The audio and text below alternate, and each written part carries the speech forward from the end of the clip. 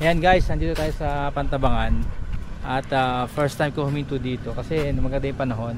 Papakita ko sa inyo yung view dito sa part na to. Ayan oh guys, napakaganda ng view dito. Ayan, dyan tayo, yun papuntang Aurora. Medyo maliwanag lang kasi andun yung sikat ng araw. Pero makikita nyo yung valley. Ayan oh.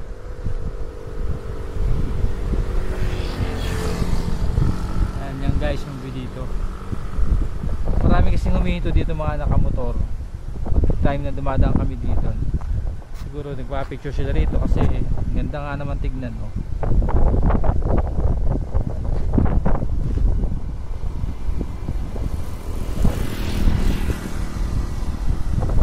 Ayan guys, short video lang to. Pinakita ko lang sa inyo guys ha. Short video lang po ito.